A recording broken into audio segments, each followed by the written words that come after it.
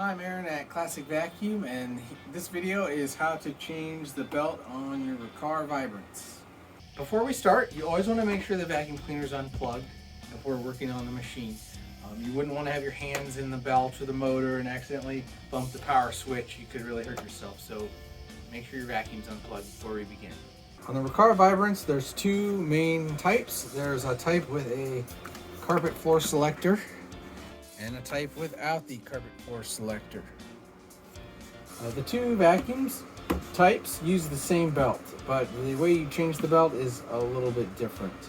We'll start by doing the easier machine that does not have the bare floor selector. There are two types of bottom plate removal mechanisms. Most of the machines have a clip. Some of the machines may have a screw. You can tell this is a larger screw. This is the smaller screw. We move the clip over to the side.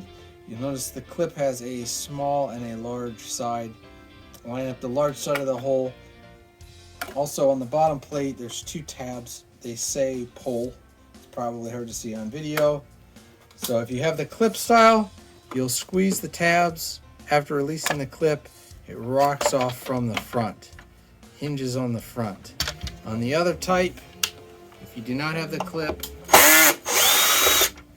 you just remove the screw, same clips on the side.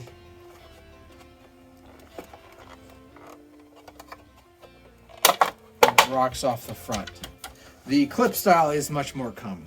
After removing your bottom plate, you'll see you have access to the belt area now. The brush hole just lifts straight up out of the housing. It's always best to have the machine upside down. If you have a countertop or something like that, it's a good way to steady the machine. To remove the brush, you just pull it up and off. And then to remove the belt, you want to take it off of this motor pulley.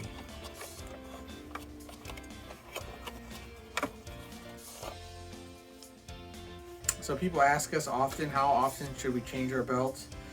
The answer is about once a year, even if you don't break it. Here's an example. This white machine is our 4 model. It's just been in our store. We don't really use it much except for to demo the unit. And you can see here the old belt versus the new. You know, just being on the machine, that's probably only been on there for 3 or 4 months. They just stretch. So you'll want to definitely change your belt once a year. That's how often, or if it breaks. So we have our new belt here. We're just going to put it over the shaft down there. Easiest way is just kind of turn it sideways with your finger and then just kind of push it down and over. On this type of machine, you always want to put the belt on the motor shaft first, and then you get it on there. The next step is we need to put our brush roll through the belt, push it on. Our brush roll is round on this end. There is a bump here that needs to line up with a slot on the end of the housing. And when grabbing the brush roll, grab it up on the belt end. It's harder, you can always get this end in after the fact. Just concentrate on getting the side with the tension on first. So you can either use your hands if they're strong enough, or just use your whole body. We're gonna grab this, we're gonna get it up and on. Once I get it started, I'm gonna look at the end of this. You can see it's not lined up yet, so I will then just kind of rotate that on so that bump is with the slot. Go straight on. Other end is easy. And again, if we need to make some correction or movement, focus on getting the belt side in first and fix that side later. The next step is extremely important step that a lot of people miss. You want to rotate the brush roll by hand.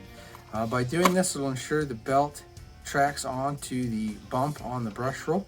You can see I've pushed it off center, but if I roll it with my hands, it'll always want to go kind of to its spot. So now that's going to ensure that when we put this bottom plate on, it doesn't get pinched. To put the bottom plate on, we're going to line up the front of the nozzle.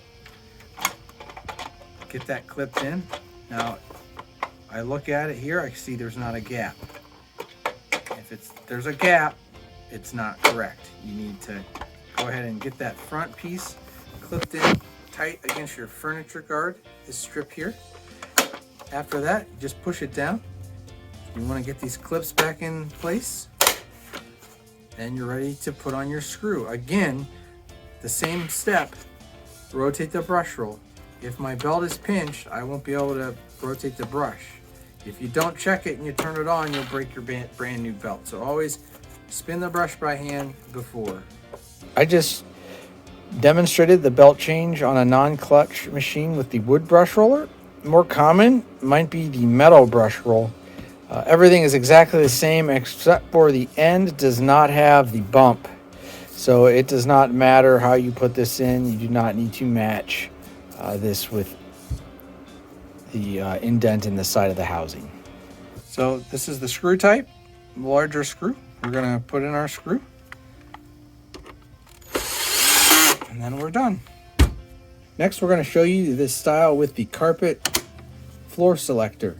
If your Riccar Vibrance has this selector, it's a little different. So we'll show you how to change your belt on this type of unit. This is the clip style. I've already loosened the clip. There it is tight. There it is loosened. Move my bottom plate. And immediately you'll see this one's a little different than the other type. It has this bar. And the way it works, it has a clutch pad. And when we put the machine onto bare floor, it allows this brush roll wheel to just spin. When we put it to carpet, you'll see it shoves that wheel over, engages the clutch pad, and now it spins the brush. So you can see they have this bar here. You can't just remove the brush roll by taking it straight out, or you could damage this bar. So what we need to do is we need to rotate the brush roll while pushing the belt off to the side. That gives us enough room to remove this bar. It doesn't matter what position the bar is in, as long as you have room that you can remove it. After the bar is out of the way, just lift straight up on the brush roll and it's removed from the machine. Some things to note on this brush roll. You can see there's 2 feet here. The 2 feet go down into the housing. There's also the hole here. The hole is what the bar connects to. It goes opposite the feet. Here's what I see customers doing from time to time. I've seen this put in upside down with the bar in the feet. That is not correct. I've seen it flipped around where the hole and the feet are on the same side. That is also incorrect. Remember, feet are for standing on the ground, so they go down in the brush roll. And the hole there goes opposite the feet. Also, the feet are opposite this bulge on the end of the end cap. The bulge is on the same side as the hole for the clutch mechanism. Okay, now you can remove your old belt unless it's broken. You can just reach it in there and get it over the motor shaft. And you have your new belt, which this is already a new belt. Just goes over the shaft. Again, I just kind of run my fingers down the edge so you can get it underneath. Then you're good, you got it hooked. The next thing you want to do is you want to get your brush roll in place, but this bar is in the way. So if I just put my brush down, the bar is going to get trapped underneath it. So what you need to do is you need to pull this kind of up and over to the side. Now if you look down here at this piece here, there's a guide piece. People will pull up too hard and they'll bend it back. It needs to be straight up and down. So just kind of get it out of your way over there. And just like the last machine, you just put your brush through. We make sure our hole is up and our feet are down. This bulge here on the end of the brush roll is going to line up in that slot. Those feet are going to go right on that middle support piece. They ride right there on that piece of plastic. If you just watch this bump and line it with the groove, you'll be where you need to go. You can see this is falling down. Put it up to the side. I grip the brush roll over on the belt side, not worrying much about the other end. I tend to use my thumb and fingers, so I will just kind of push and squeeze. Now that I have it in, I've not seated the brush, but now I can mess with it and get it into position. If I were to put the brush in, and if you can see that, how it's crooked now, but I still have some time, I can kind of lift it up partially, and I can rotate it to get it into the slot. And now we can see that the bump lines up with the groove in the housing. So it is correct. Next, again, because you can see here, I can't reach it. So I take this and I pull it down a little bit so it can match up. And still though, the belt's in the way. So just like we did before, I'm going to rotate the belt to the side and then put the bar in the hole. All right, we have our bar in the hole and our belt on the pulley. But it's off-centered. So again, you want to rotate your brush. Now you can see my belt is no longer on the brush roll. So I need to engage the clutch so I can continue to roll it. So underneath the machine, I've put it into the carpet setting and I can spin it.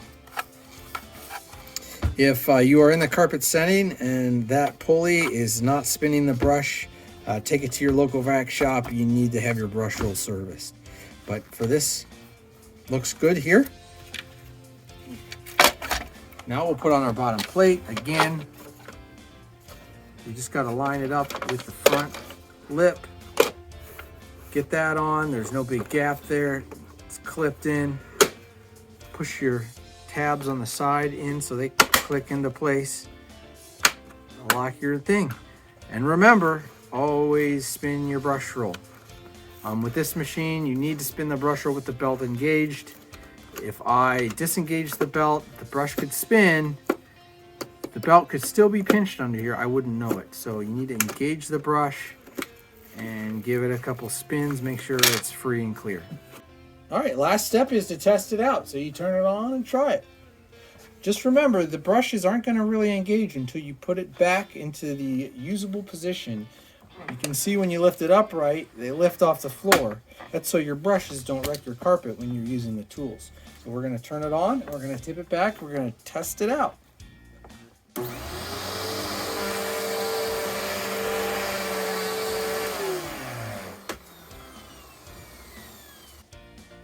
All right, guys, that's it. That's how you change your belt on your Riccar Vibrance. If you have any questions, feel free to leave a comment, give us a call. And if you get into something doesn't look right, call your local vac shop.